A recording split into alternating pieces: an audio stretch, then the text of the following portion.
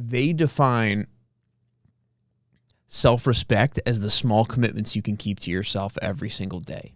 And because I think a lot of times people just have this overarching plan, vision, goal that they initially start out with. It's super intriguing, super exciting, and it's just like when we compare our business to video production companies that have been in business for 10, 15, even 20 years, and we look at our current spot and we're nowhere near that, and we feel like we have to take a huge step tomorrow to get a full website up, to get a whole list of clients, to appear way more professional, when that's simply not possible. It's just due to time alone, we have to take a step back and understand that we have to take those small commitments every single day to get to that point. And so I think a lot of times people, like I was saying before, will have this huge vision, right?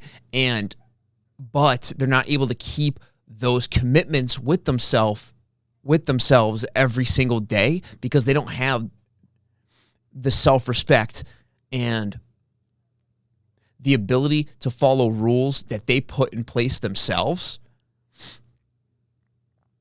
to meet that end goal, to get to that 20-year business. Because at least for me, like what the game we're in this for the long haul. We're in this for 10, 15, 20 years. Like, how can we have this video production company for the rest of our lives? Are we going to have it for the rest of our lives? Probably not, right? Because most entrepreneurs, like Alex Hormozi says, like, usually transform the business over time.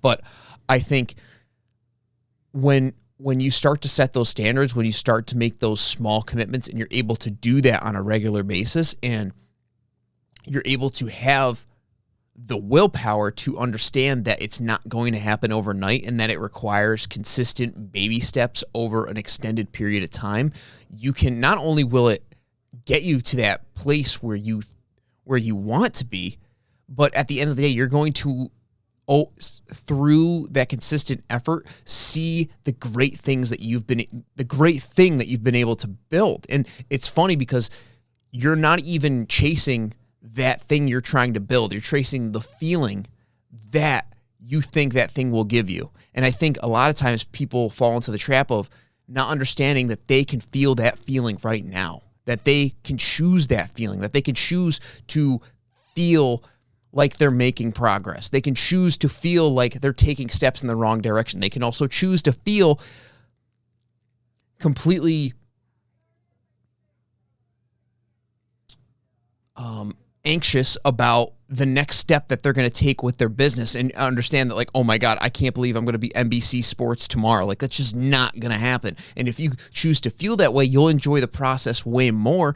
And not only that, you'll be able to be present, be here, keep that self-respect, keep those small commitments on a regular basis. And then over time, you'll look back after focusing, getting in the details, getting in the weeds of things, the small stuff.